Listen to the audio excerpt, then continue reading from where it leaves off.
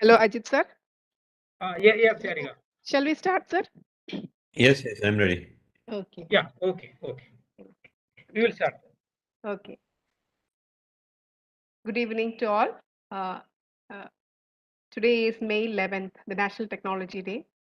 On behalf of Kerala State Council for Science, Technology and Environment and APJ Abdul Kalam Technological University, I welcome you all to the first webinar of the series organized as part of National Technology Day celebrations 2022. We are indeed fortunate to have with us Professor Ajith Abraham, who is the Director of Machine Intelligence Research Labs, Washington, USA, for the lecture today on Industry 4, Role of Artificial Intelligence. Let's move on to the program. May I now invite Dr. Ajith Prabhu, the Chief Scientist of KCST, for the welcome address, as well as to introduce today's speaker. Over to you, sir. Thank you, Dr. Sarika. Respected Chief Guest of today, Dr. Ajith Abraham. Respected Executive Vice President, Professor K.P. Sudhir. Member Secretary, Dr. Pradeep Kumar. Other my colleagues from KCST, distinguished participants and friends. Today is a very important day as far as we all are concerned. National Technology Day. It is celebrated every year on May 11th to mark Indian technological advancements. The day, May 11, has been declared National Technology Day by the Government of India to commemorate the history of India's technological capability as well as expertise. It was on this day, that is May 11, 1998, when India successfully tested 5 nuclear-powered bombs in Pokhran, Rajasthan, to demonstrate its defense capability. This is regarded as one of the significant moments of Indian history. Also, it was on this particular day, India achieved a huge technological progression. The first indigenous aircraft, Hansa 3, was test flown from Bangalore. India performed successful test firing of the Trishul missile on the same day. Pokhran 2 is comprised of 5 detonations, of which the first was a fusion bomb and the remaining 4 were fission bombs. These nuclear tests resulted in a variety of concerns against India by a number of major states, including Japan and the United States, and the then Prime Minister declared India as a full-fledged nuclear state. This was a marvelous achievement in the history of science and technology of India.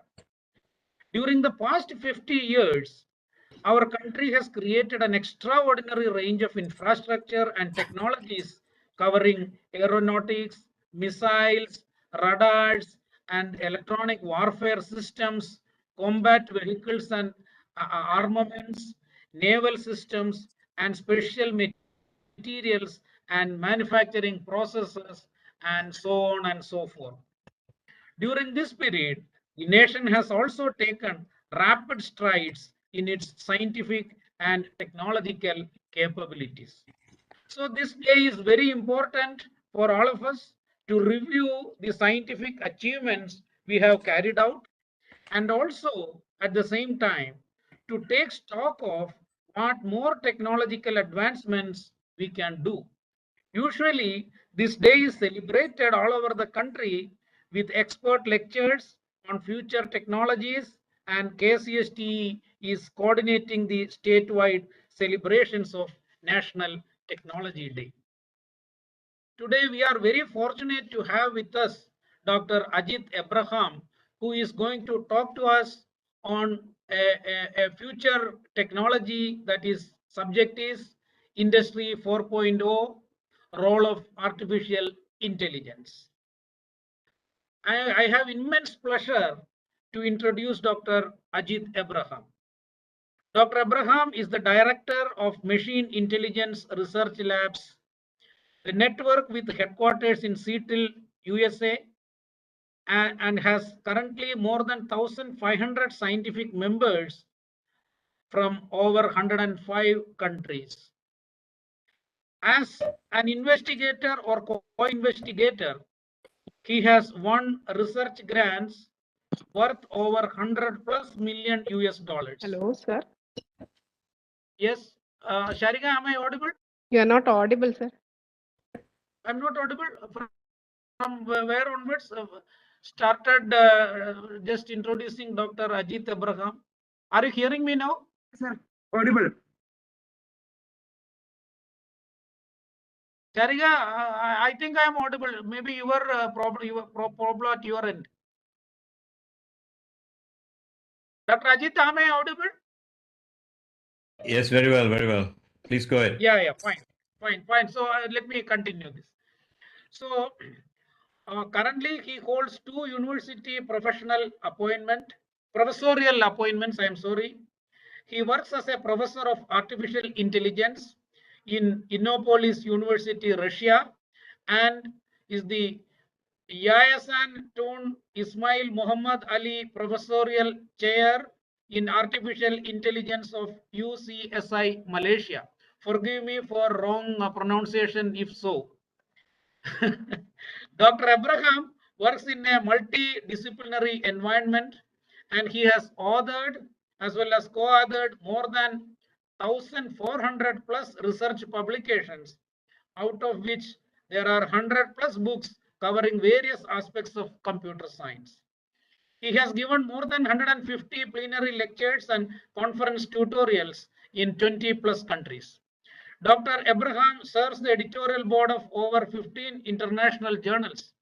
Dr. Abraham received PhD degree in computer science from Monash University, Melbourne, Australia, and a Master of Science degree from Nanyang Technological University, Singapore. His biodata is going on like that, but because of paucity of time, I am cutting short here.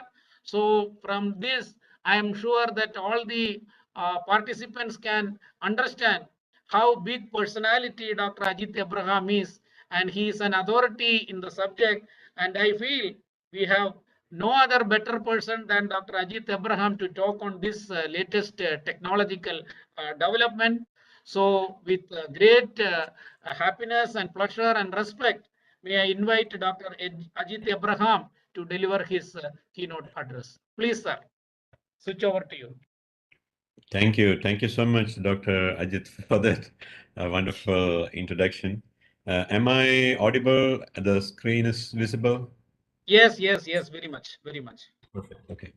So thank you again. So I would like to first congratulate KSC STE for organizing this webinar series. And it's interesting to know that today is the National Technology Day.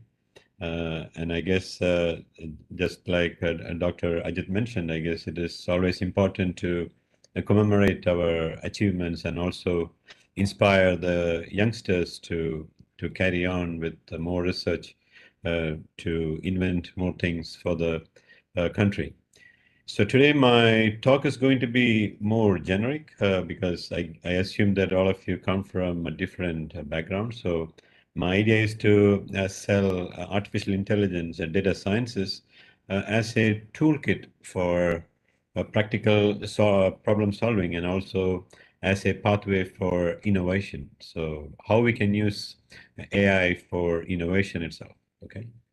So if you look at the last couple of decades, I would say especially the last 15 years or so, we have seen a rapid change in the technological arena. You know, the way we communicate, the way we work, the way we shop, the way we do many things. It is entirely different from how we used to do probably 30, 40 years ago. It is like a big shift with a lot of changes.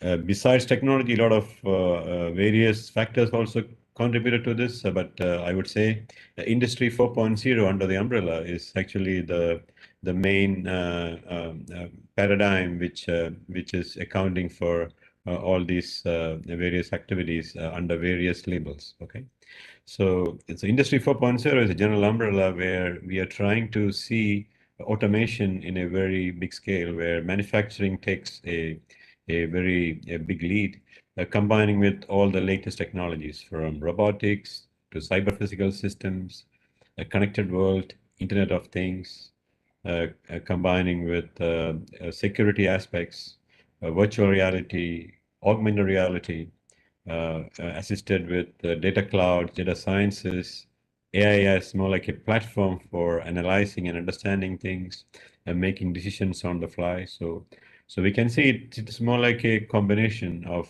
several technologies under this umbrella. So though it is mentioned only for industrial manufacturing, but we can also relate to this, for different fields. For example, if you say that, in medicine, or if you say in education, we can have our own versions. For example, education 2 or education 3, like medicine 2, medicine 3, depending upon how we see this revolution.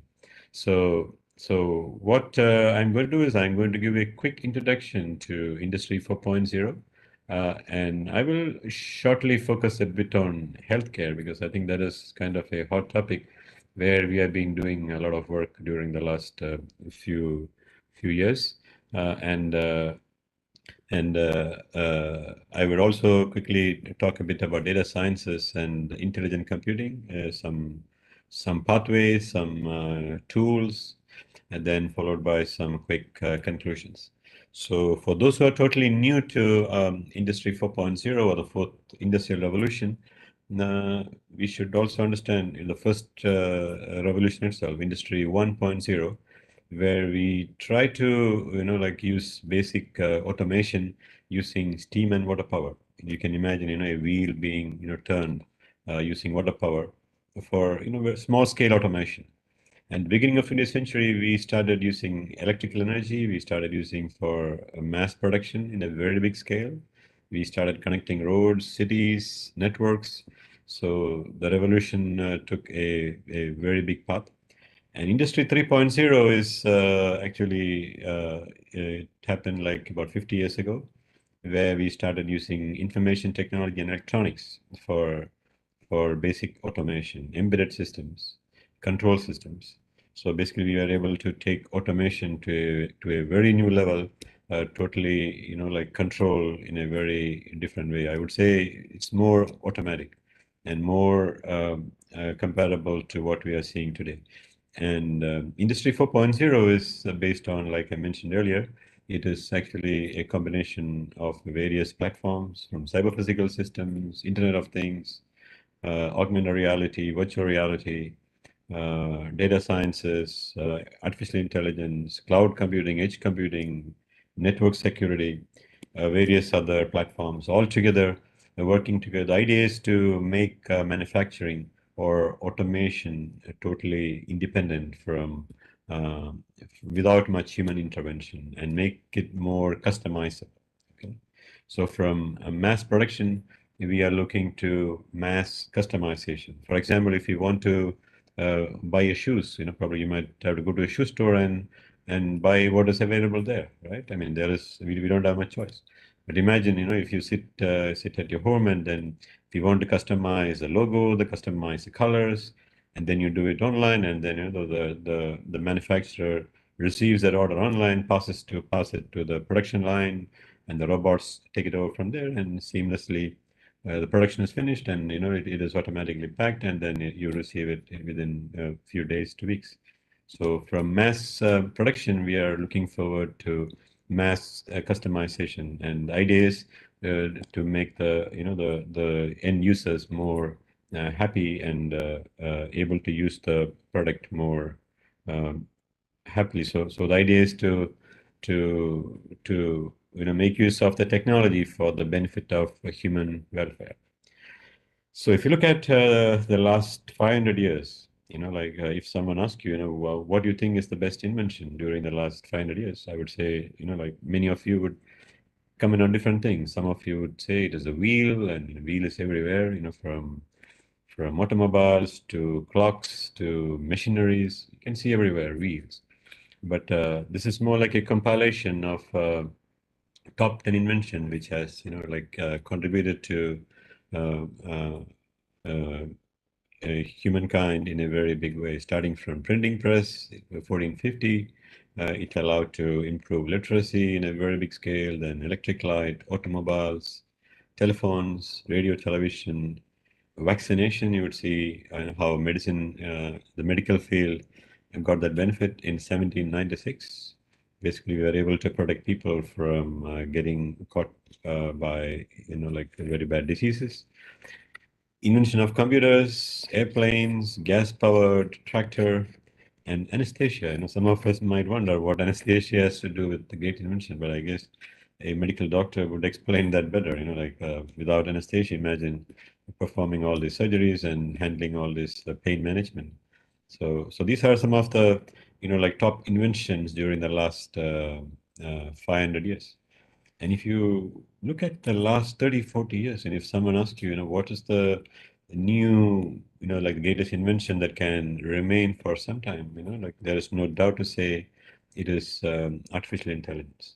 So artificial intelligence is more like a toolkit for understanding underlying data, to put it very simple, mimicking the human way of doing things, interpreting things, how we decide, how we make decisions, how we learn things, how we try to make use of the best of many things. Okay, when you have different options.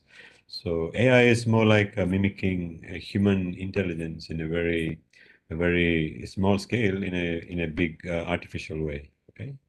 So, and today what I'm going to do is I'm going to, show how AI could be used as an innovation tool. So that is something, probably, very different from what you might have heard before. So AI, by using AI, you are able to produce new ideas. Basically, you can even, get new ideas. You can actually improve current solutions. If you already have a model and if you want to improve the system by tuning the performance or improving the model itself, you can get better solutions, and thereby you can actually pioneer new products. And we can actually, say that, if you look at from innovation tool, AI as a decision-making technology where we can actually see the pathway. For example, if you look at innovators, like if you look at, the top innovators like Steve Jobs or, I don't want to put any names, but, these are all, like once in a while, but there is no such a thing called structured innovation.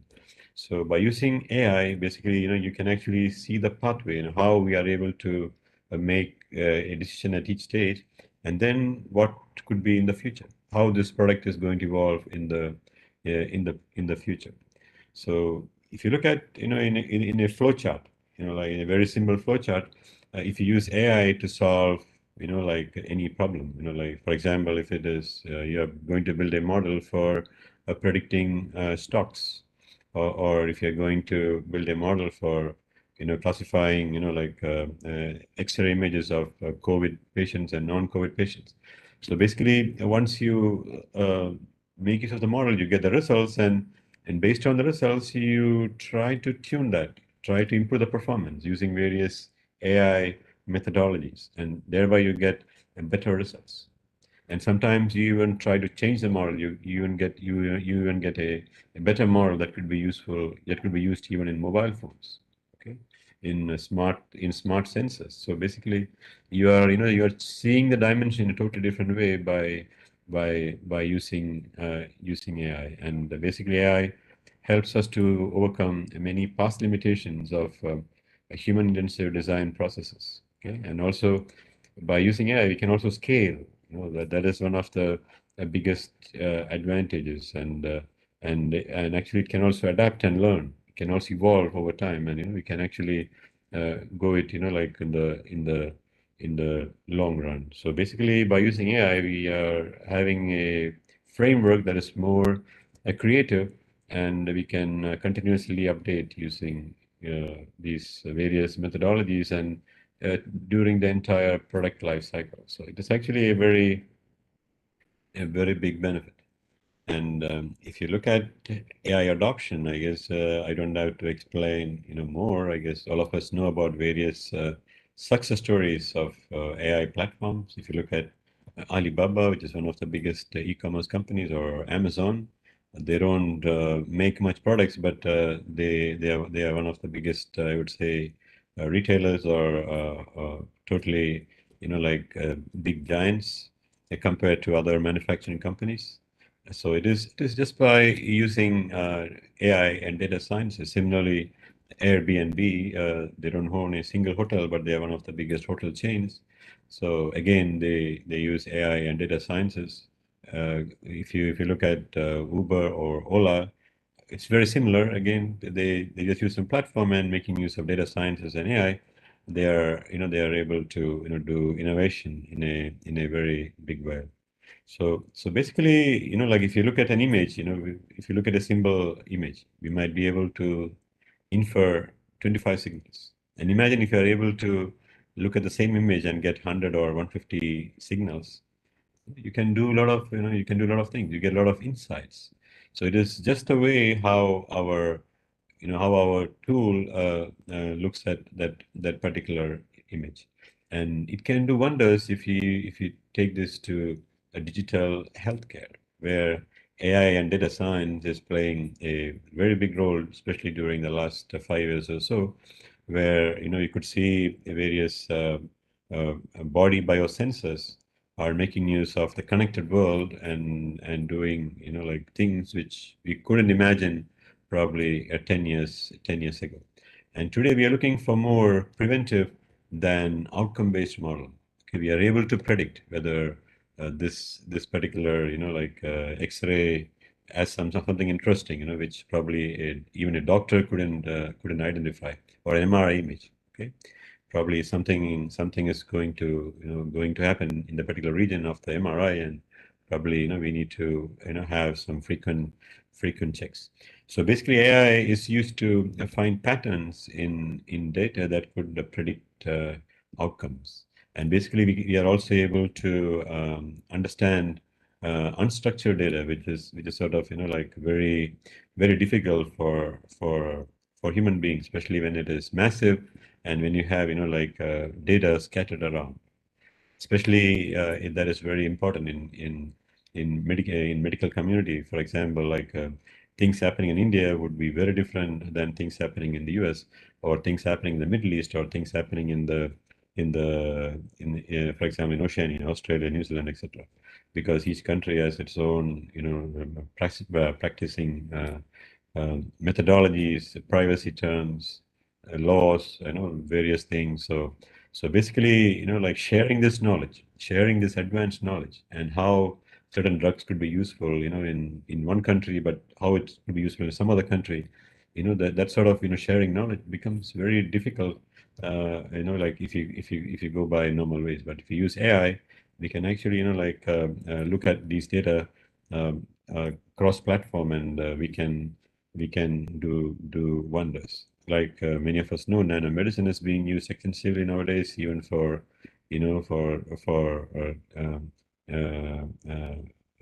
minimal invasive treatments for various diseases.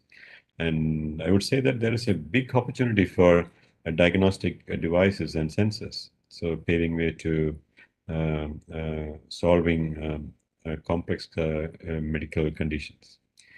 3D printing and virtual simulations. I guess in the past, if somebody lost a limb, probably he or she, would have to use some already available ready-made limb, because it is very difficult to customize. But nowadays, thanks to 3D printing, and like if you look at Industry 4, probably we can actually do this order online, and basically the prosthetic limb could come to your home in few days or weeks, totally customized according to the requirement. So developments in 3D printing assisted with AI, and like things like that could certainly improve the quality of treatment, and making the patient experience a lot better, and taking things to a new level. Telemedicine has been very successful, especially during the last several years, and especially during the pandemic time. I think many of us were relying on telemedicine, starting from video conferencing, directly interacting with the medical practitioners, sharing the patient records, introducing remote patient monitoring, several mobile-based applications. So the benefits are many, like easy accessibility. Anyone can access any doctor, not only in the country, but across the globe. More interactive, better care. You can actually develop more treatment plans. Drug discovery can also enhance drug discovery. Can be useful for personal monitoring, especially nowadays. There are a lot of mobile applications which could keep track of your well-being, on a 24/7 basis. For example, if you miss a tablet before your meal, the phone can switch on alarm telling that, sir, you didn't had your morning pill. Or if you're making so many hiccups, probably it can trigger some alarm. Probably something is wrong. Probably alert the relatives or alert your practitioner or the medical team. Similarly, if your blood pressure or your pulse is not normal, probably again, if you have a wearable device or even a watch, modern watch, it can actually, network directly with your relatives and medical team, so that you are taken care of in a better way. So telemedicine is playing a very big role, and this is actually what you see on the screen is actually a hospital monitoring system. This is something which you developed 15 years ago. It's a long time before, when we didn't have many wearable devices. We were using simple PDAs and RFID devices. So patients would wear these wearable devices, and basically it can track the location. And this was specially used for monitoring Alzheimer's patients. So as you know, Alzheimer's patients, they are very difficult to interact with, and we also need to understand, their behavior very closely. Sometimes they go to toilet, and if they are irresponsive for like several minutes, or we need to take care, something is there, we need to monitor them closely. Similarly, a lot of activities like that. So basically, we found that such a monitoring system could help the medical team to monitor the patients, more carefully and more efficiently. For example, the number of visits. For example, the nurses don't have to go to the patients every half an hour or 1 hour. She can just wait for alerts. For example, if you look at the left side of the screen, it says that the patient is outside the room. So patient started walking outside the room, which means that the patient needs help, and basically the nurse can run to the location. Okay, and at the same time, the administrator could monitor all the patients. Like which are the patients they're outside, and things like that. And again, like I mentioned earlier, like if something goes wrong with the patient, actually automatically an alarm could be triggered, and it could reach the nurse or the doctors or the relatives. Okay, so basically it was a very, very nice framework, and what we found was actually it helps to minimize the record making, plus the visiting time, and also the patient more, and providing more comfort. The role of medical imaging, I guess it is sort of well known, from radiography to MRIs to PET scans to various other images. So from understanding cardio abnormalities to muscular skeletal injuries to complicated neurological diseases, thoracic complications, typical cancers, all these are, sort of very easy to identify, using various images. And I just want to point you through some of the work which we have done over time. So one of the work is understanding sickle cell anemia. So basically, this is more like a genetic disease. So when someone is born, the red blood cells, usually it is sort of round, but for these type of patients, the RBC takes a sickle shape. So it is easy to get clogged in the arteries and veins, and also the pain could be very severe. So basically, by using AI methodologies, and you can easily scan and understand such sickle cells, and there are also now wearables, which if you like a watch, wrist watch, if if you put it on your arm, basically, it can, in a sense, the pain.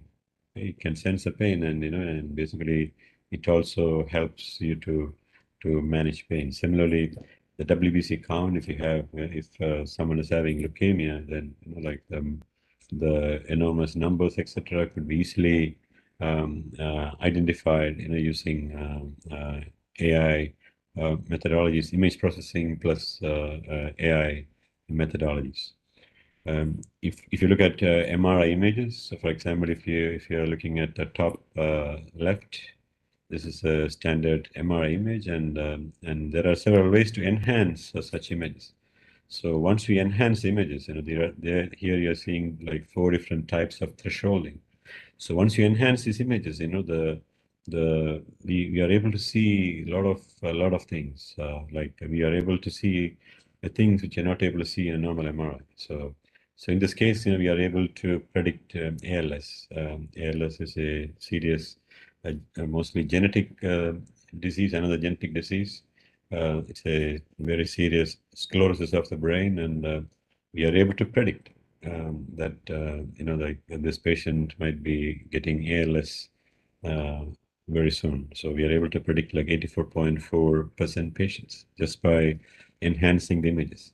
Similarly, by enhancing PET scans, using clustering methods. If you use clustering methods, basically, again, we are able to see things which a normal MRI or a PET scan could not provide. So in this case, we are able to predict Alzheimer's disease 6 years in advance. So basically, before a conventional diagnosis can be made, if we have an MRI of such a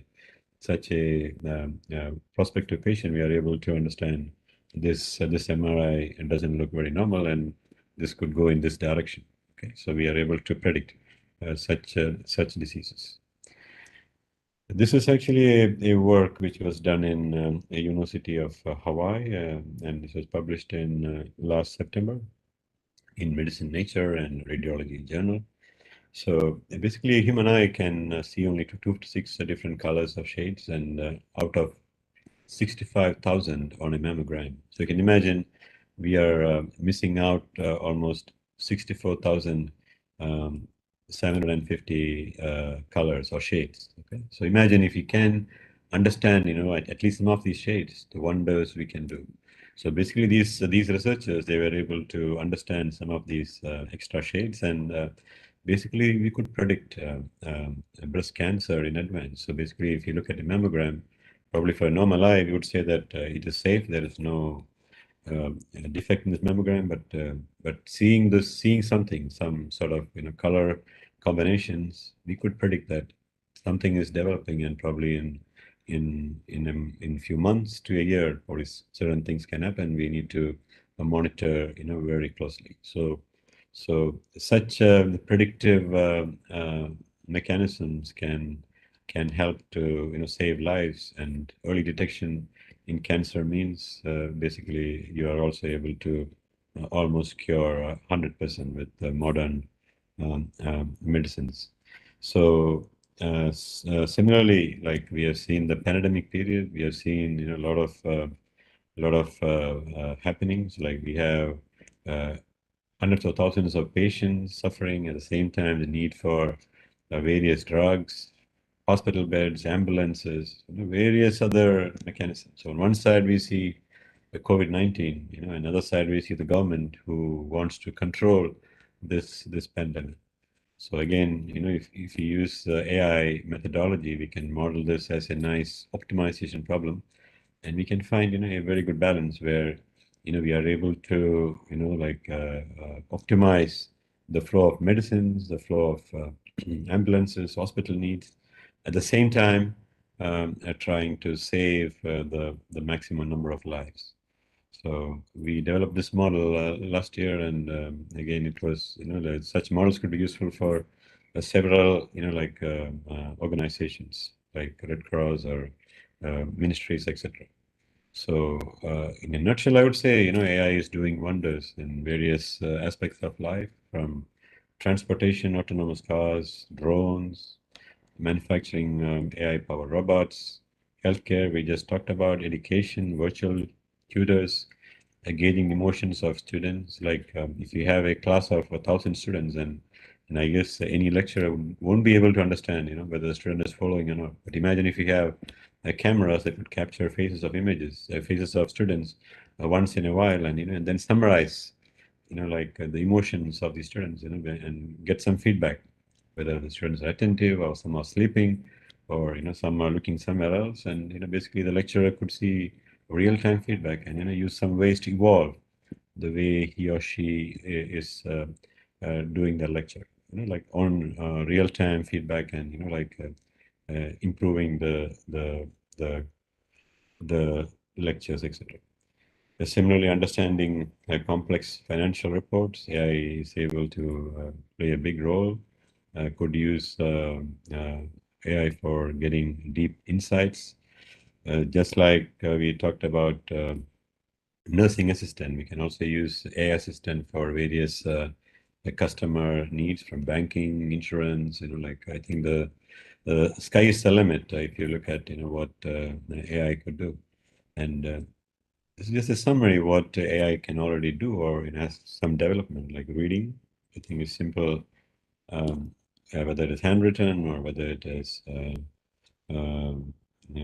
printed or structured formats, and AI could do very very easily. Writing as well, vision, hearing and understanding. We have various speech processing methodologies. Even AI could use to categorize smell, various types of smell, touch, haptic. Actually, it is very well used in Japan for various robotics. For example, there are robots which can carry like heavy objects from a truck to the shop floor.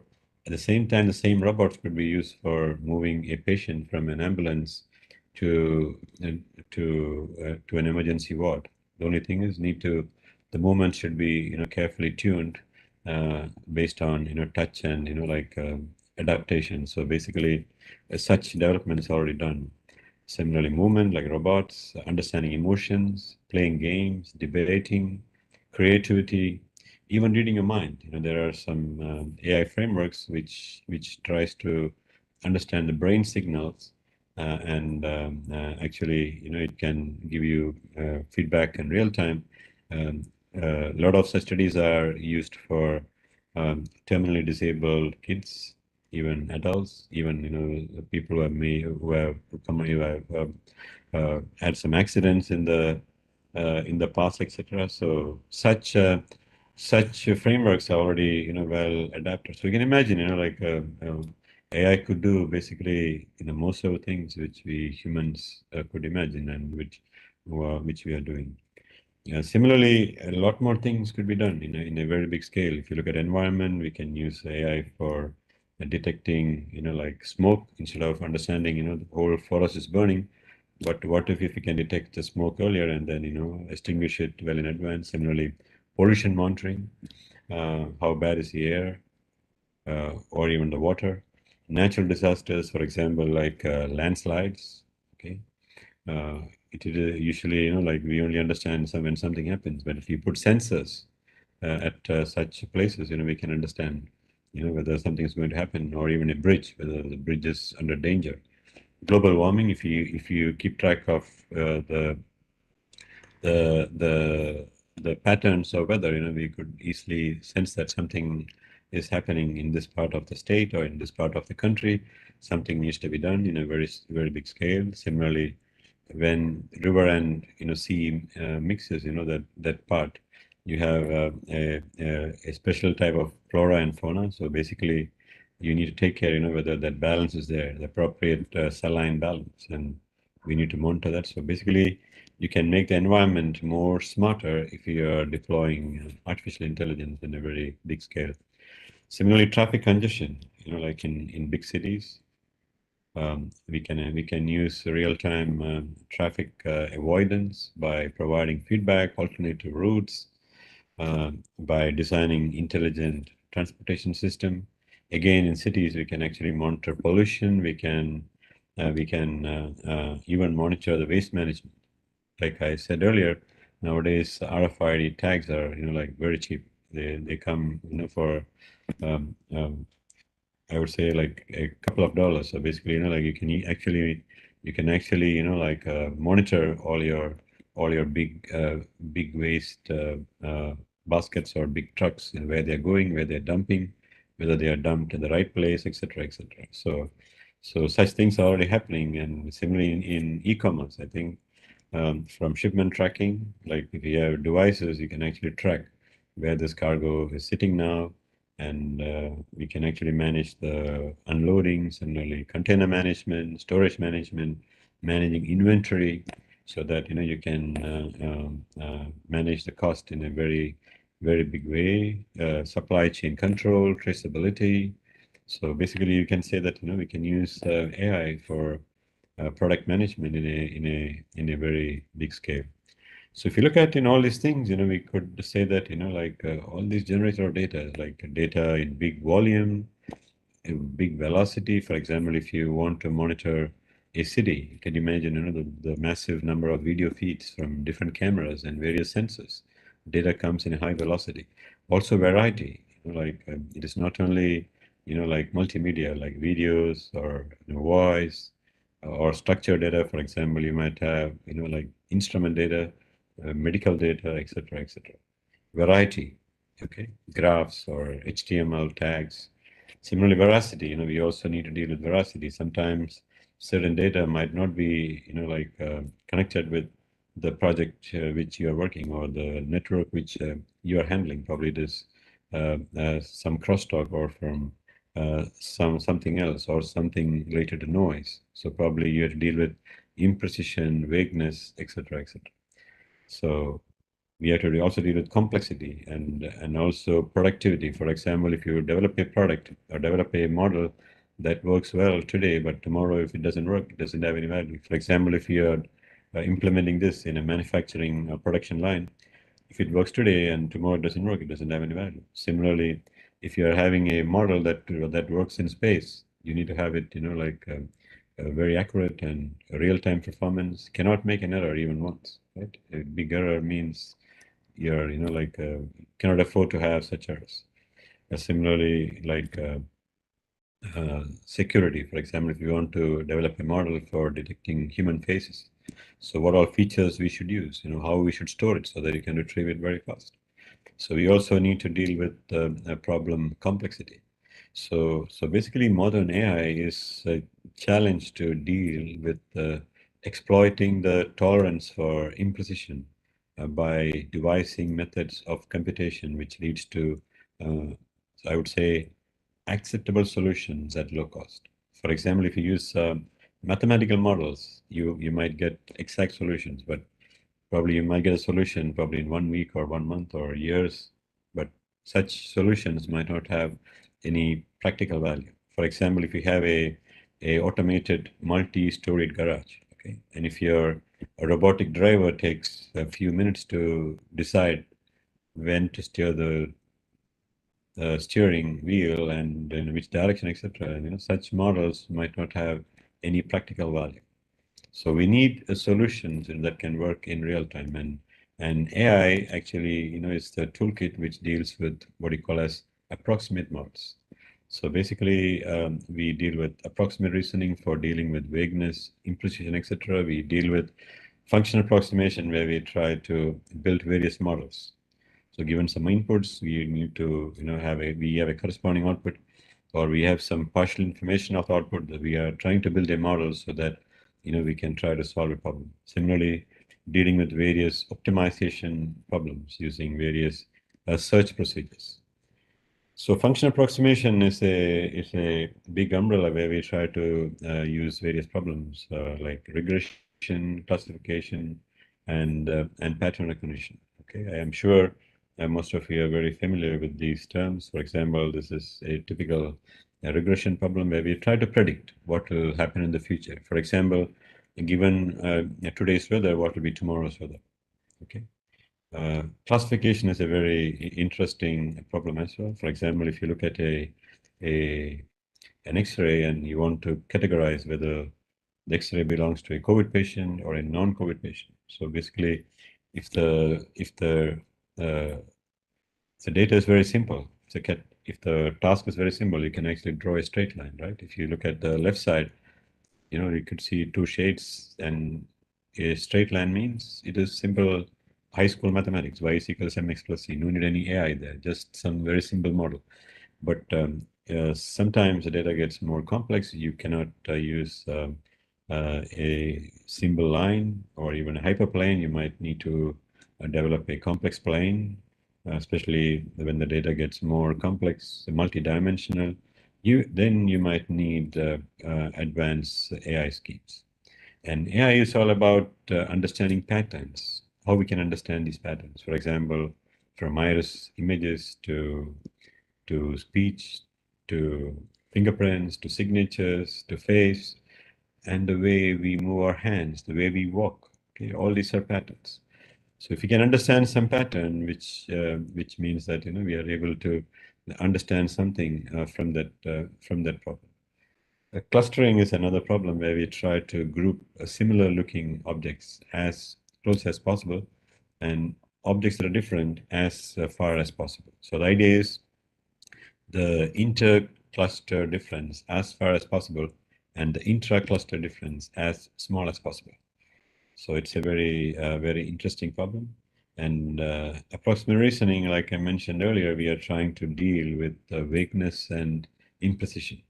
Of course, all of us like very precise solutions, but sometimes it might not work in practice. So there we need to deal with approximation and vagueness in a very different way. Signal optimization is another interesting area within artificial intelligence. For example, what is the best shape of an aircraft wing? Like whether it is like this or whether it is like that. Okay, whether Airbus is doing it right or Boeing is doing it right, or some other like a company is doing it right. Okay, or we have like a cargo plane. You have this much cargo. How we should load this cargo inside the plane so that we can optimize the space and also take the minimal amount of time. So we often come with these type of challenging problems in real life. So AI it could use could use various ways to formulate such solutions. So I will just quickly, walk through, some of the, I would say, the most favorite toolkits within AI. A neural network, about 50 years old, mimicking mammalian way of learning.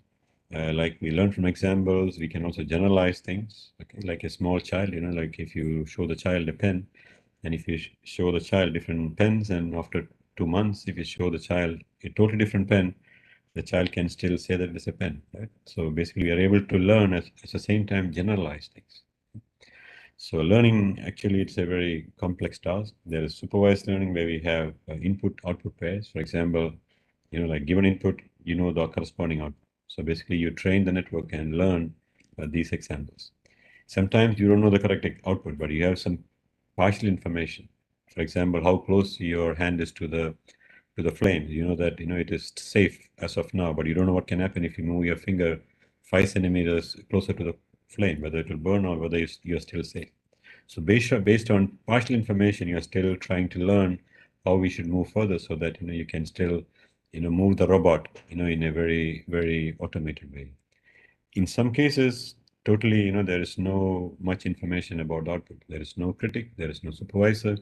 We call it as unsupervised learning. We try to find information from the data itself based on various metrics, various distance measures, etc., etc. And we call it as more like self-organized learning. So typically what we do in machine learning or in AI, when we build models is we try to take data and then we try to train a model and then we try to uh, uh, tune the model, get the best trained model, and then we test the model using some other data, and then we see the training and testing errors. How would they compare? And then based on these other measures, we try to decide whether we should tune the model more or whether we should use some other model or whether we should combine with other models, etc., etc.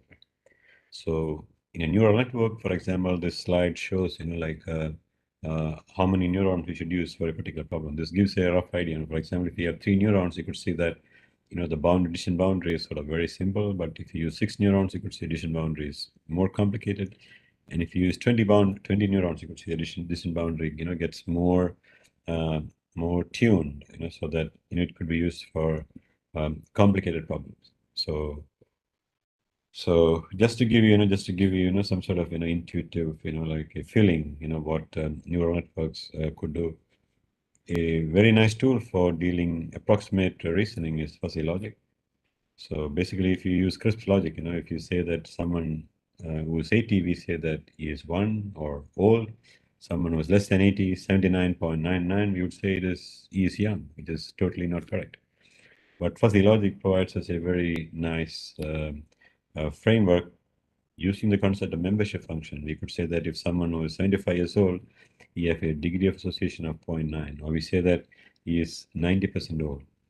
And using symbol rules, just like we transform our knowledge. Okay, we use symbol rules for transforming knowledge. For example, if you want to share your knowledge with the child, usually we use rules, if-then rules. For example, if the traffic light is red, you should not cross the road. Okay, or if the traffic light is red and the street is empty, probably you can cross the road. So this is how you share knowledge or transform knowledge. So similarly, the fuzzy expert systems are also very popular, like Mamdani system, which says that if the pressure is high, then volume is small. You can see both input and outputs are vague variables. So basically, it can handle a lot of approximate reasoning. Similarly, Takagi Sugino system, which says that if the pressure is medium, then volume equals 5 times pressure. So you could see the output is a linear combination of the input itself. So basically, you could see different types of fuzzy expert systems, and you can also combine fuzzy expert systems with neural networks, which you call as neurofuzzy systems. You could see concurrent models, cooperative models, hybrid models. Depending upon the application, you could use for various needs. Optimization, like I mentioned earlier, is idea is to find the best solution to a particular problem. Could be maximization or minimization. If you have a grading information, then actually, if you have a very nice surface, you could actually find the global optima in a very simple way. But sometimes when you have multiple local optima, for example, like here, you could see a optima here, another optima here.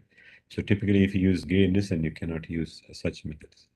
And in this type of cases, you cannot actually use gradient information, because you could see that, like there are multiple optimas, and also we don't know where to, have the initial search point, because it is so complicated. And sometimes you also have what is called as isolated optimum, where you totally, get lost in the search space. So in that case, we need to use what you call as meta heuristics. So evolutionary algorithms belongs to the class of meta heuristics, where we start with a population of solutions to a particular problem, and then we try to select the best out of them. Then we try to alter using those solutions, using crossover and mutation, and then we get the next generation of solutions. And then we keep on doing this until we get the required solutions. Okay. So I just want to point out, that actually this is probably one of the best innovative toolkit within AI field. Basically, there is a subfield of evolutionary computation called genetic programming. Using genetic programming, there are incidents where people have even found new products, new inventions, and some of them are even patented. So evolutionary computation could be used in a very, very big scale for innovation. Similarly, simple ideas from nature. For example, how ants, how they tend to look for food in groups. For example, when an ant move from point A to point B, they leave what is called as a hormone called pheromone. And this pheromone also evaporates over time. Okay. So basically, whenever this path, the other ants can also find this path. Okay. So other ants will follow the same path, and the more ants walk along the same path, that path gets, like a fixed path, and then, like it becomes like a road. It is something like, if you have an open field, like if you have an open field or a playground, like in both sides, of the road, and the playground is big. And people, you could see, like over time, and you could see people, even humans, we try to find shortest path, and you would see the grass disappearing over time, and you would make the shortest path. Something in a very, simple way, ants do the same thing using a pheromone trail. So basically, if you put an obstacle in between, again, uh, those ants, for example, if you look down, like the bottom part, these ants would take a long time to reach the path, the footpath. So basically, this path will disappear over time, and only the upper path will get more strong, and the lower path totally disappears. So such innovative ideas, could be used for solving complex problems, and already found success in, for example, network related problems, traveling salesman problems, okay, network routing, various other, complicated problems. And similarly, if the obstacle changes, okay, actually it can dynamically adapt. So that is actually the beauty of these methods. For example, when the obstacle changes, the path also changes automatically. So it is very dynamic and very, very adaptive. Okay. And the last part of my lecture is about understanding graphs. For example, if you have a graph like this, which is very common, for example, could be Facebook, could be LinkedIn, or some social media where we have nodes, people, or some products, whatever it is. And there are various centrality measures. For example, if you look at a node J as is the highest degree centrality, which means that this node has the maximum number of connections. And node H is the highest between a centrality, which means that this node is actually a connection point between two different parts of the network, a very important node. Okay.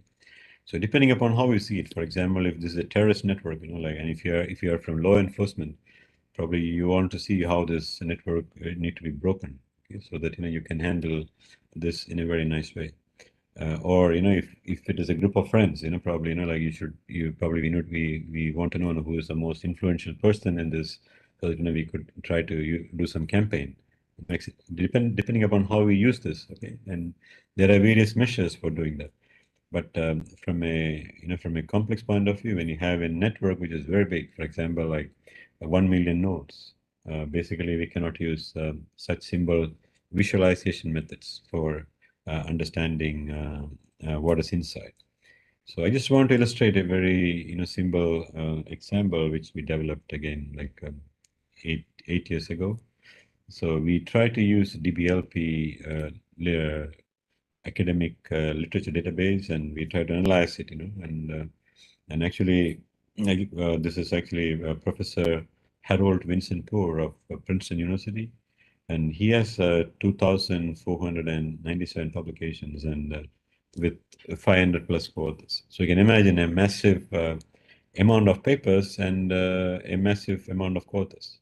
And I guess if someone wants to do a PhD in this area, and imagine the time and efforts the student has to put, how to understand, like reading all this, understanding this 2,500 papers only by him, and so basically we need to understand things in a more simple way. We try to use some meta heuristics, and if you look at this co-authorship network, these are as co-authors, which looks like a very dense graph. So basically you cannot see much information from this because 500 plus authors, so not much information. And if you use some meta heuristics, some AI methodologies, basically you're able to like stream down like a few less than 100 authors. You could see these are the main authors who have contributed a few papers during the last 40 years. And basically if you look at these papers, if you go to these links, and you could see the related papers, and you could browse and see what is inside. And if you want to go deep insights, you can actually see these are the main co-authors who has been working with Professor Poor during the last 30, 40 years. And these are his solid collaborators. So basically, if you look at these papers, probably these links and these papers, then you will be able to understand, Professor Poor's work in a very big scale, and probably we might be able to appreciate his work in a much better way. So you could imagine similar works could be extended to like different things. For example, it could be in products, could be in medicine. I just gave a very simple example, just to illustrate how AI could do wonders in several problem solving areas. So especially for youngsters, some tips for your AI innovators, we should look for patterns because it's all about patterns. Understanding patterns means you are able to do something. It is always a good idea to preach perfection. Okay, always set high quality standards, but at the same time, you should also practice progress. If you only want good quality and if you don't progress, probably you might get stuck. And especially if you are stuck with fear, we should be able to manage all kinds of fear, and we should not wait for things to break. We should actually, do things upfront. We should be able to understand the the creative process, and especially if the task is very complicated, try to break down into small tasks.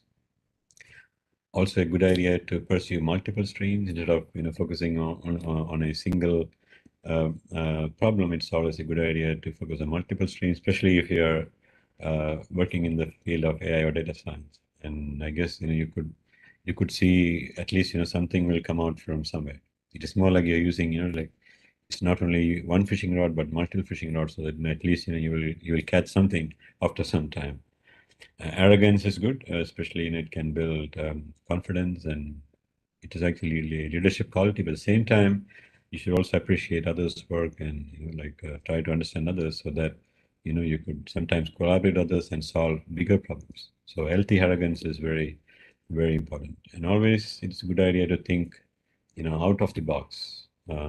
I would say the paradoxical thinking. It even though certain things are challenging, but again, it helps you in the long run uh, for innovation.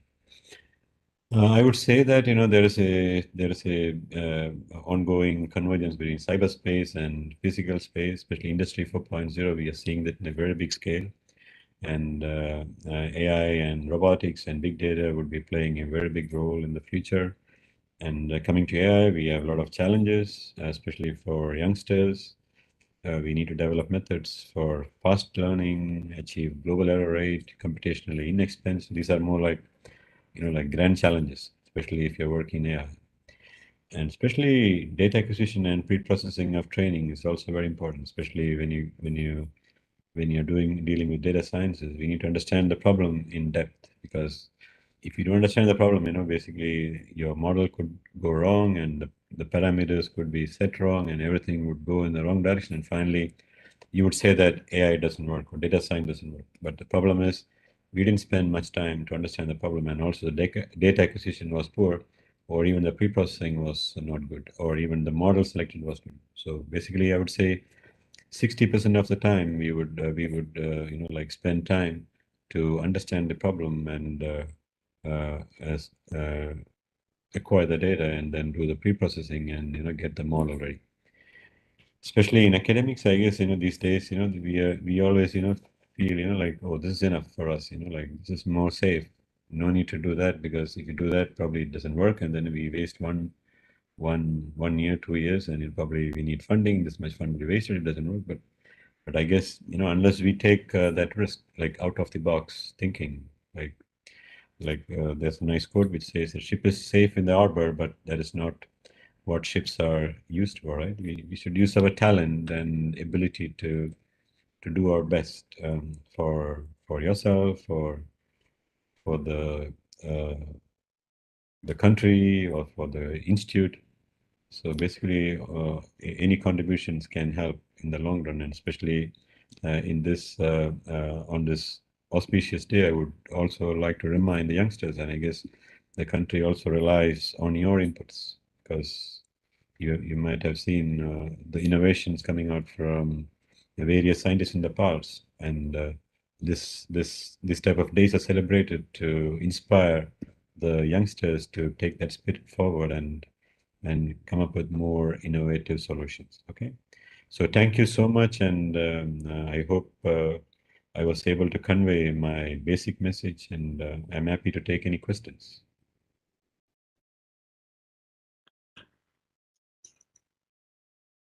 Thank you so much, Professor, for that enlightening, insightful lecture.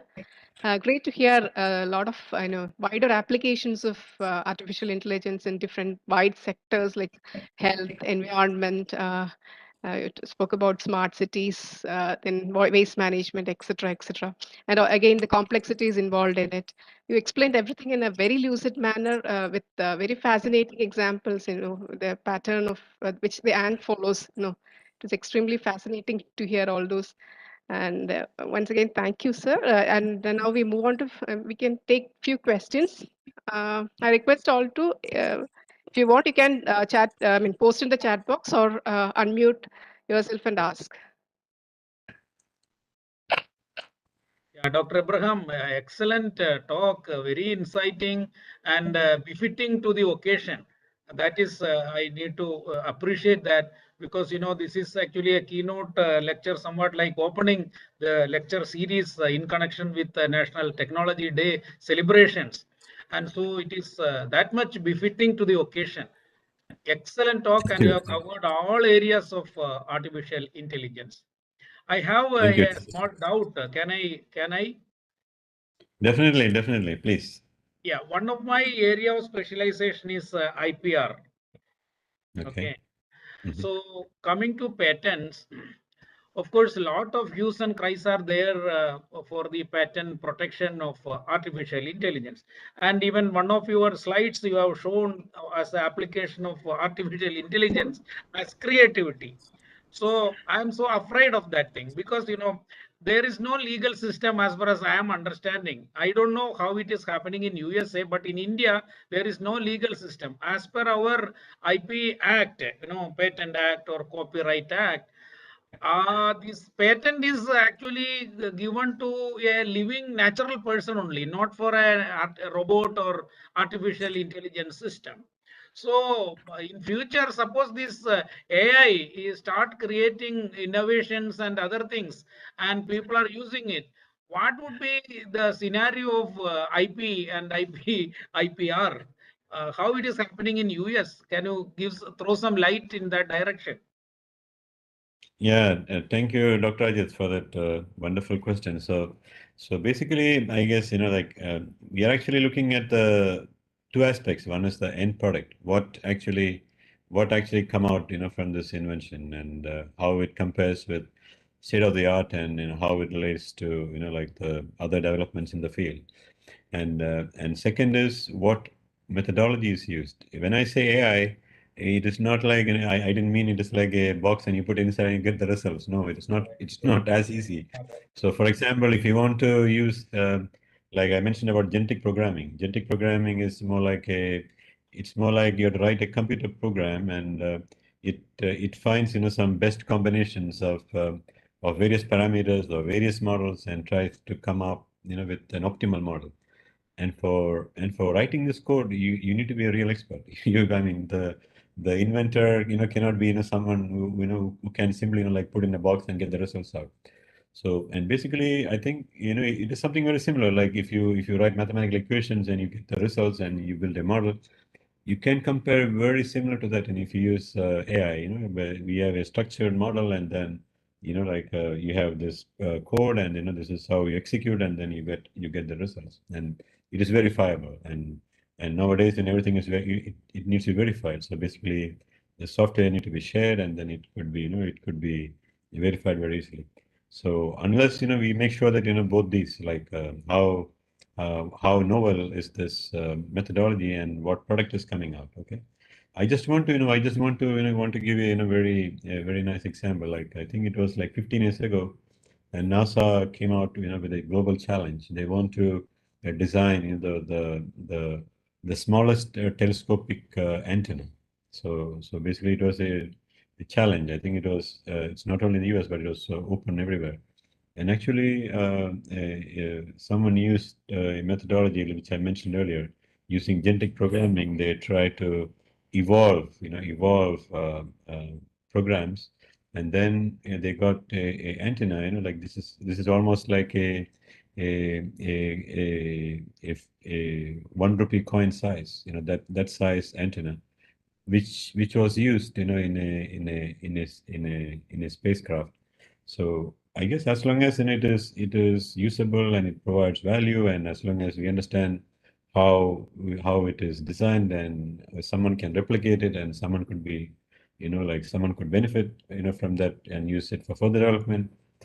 Basically, I don't see any problem, with any infringement of existing patents or, like putting a blockway for future development. But I think it should be very clear, like it should not be a black box. Like you put inside and you get, but everything should be transparent, like if then rules, like pathways, how we got these results and whether it is understandable by all parties. So in the US, it happens like this. We need to provide all the details about software, data, the results, and all things associated with it. So only then the office will even consider for the process. And I think it will be very similar in the Western world too. So who will be the applicant and who will be the inventor? Well, actually, like I said, for example, if I am inventing an antenna, actually, it will be myself because Okay, that is very clear. That is Yes, very yes. clear. But suppose a robot or an AI system is making some creative, invention, probably which is not anticipated in the state of the art technology. Suppose it has novelty and all, requirements of getting a patent. Then who will file it and whose name and who will be the inventor?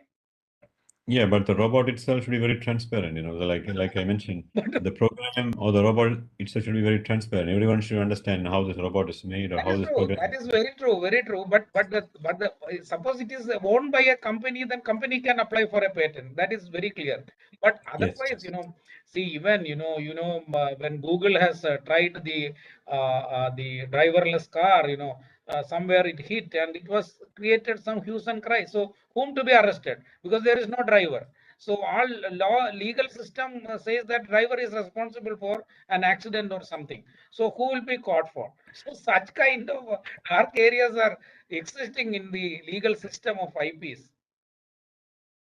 Definitely, I fully agree with you. There are some issues when you go to drill down to those gray areas. But I think if you look at from a technological field, like developing such things, I guess it always helps, especially like using AI for developing new innovations. I think to me it looks like it is very fascinating because in the first place, to do that, it is not easy. So anyone cannot do that.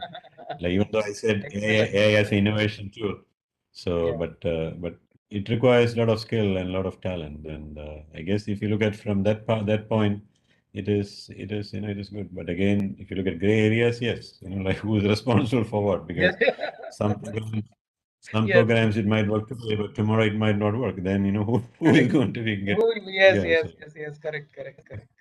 yeah. Thank you. Thank you for that question. Answer for the question. And Dr. Shariga, any other question in the chat box? Please see. Otherwise, you can conclude and propose vote of thanks. No questions, it seems. Anybody having any questions? No, I think, sir. Yeah, you can propose vote of thanks. Yeah, thank you. So, most respected Professor Ajith Abraham, sir, Dr. Ajith Prabhu, sir, all the participants of this program. This is, in fact, the first lecture as part of the National Technology Day being organized by Kerala State Council for Science, Technology and Environment and the APJ Abdul Kalam Technological University. And we have been listening to a very exciting and informative lecture on the topic of artificial intelligence and its role in the fourth industrial revolution time, Industry 4, from Professor Ajith Abraham, the Director of Machine Intelligence Research Labs, USA. And on behalf of Kerala State Council for Science, Technology and Environment and APJ Abdul Kalam Technological University, I extend a deep sense of gratitude to Professor Ajith for accepting our invitation and for spending time with us and for sharing with us a lot of insightful knowledge. Thank you so much, sir. Thank you. Thank you. It is my great pleasure to be with all of you today. My sincere thanks to Dr. Ajith Prabhu, the Chief Scientist of KCST, for welcoming the gathering and also for introducing the speaker to us. I thank Professor Sudhir, the Executive Vice President of KCST, and Dr. Pradeep Kumar sir, the member secretary of KCST, for all the support and guidance they have extended. I thank Dr. Sherin, who is the coordinator of this program, for having given such opportunity to us and for coordinating it very meticulously. I sincerely thank the faculty, the scientists from different institutions who have joined us. Sincere thanks to us, my senior colleagues from KCST, the faculty from APJ Abdul Kalam University, and special thanks to Information Systems Division of KCST for effectively managing the online platform. And last but not the least, I thank all the students who have joined and all the participants from different institutions from Kerala who have joined us and made this program a very successful one. Thank you once again. Thank you all. And we now have the next webinar tomorrow, the same day. Till then, thank you so much. Thank you, Dr. Chariga. Thank you, Dr. Ajith Abraham. Look forward to hear more from you. Thank you. Thank you again. So have a great day and have a wonderful webinar series. See you sometime, somewhere soon. Thank you. Thank you. Thank you.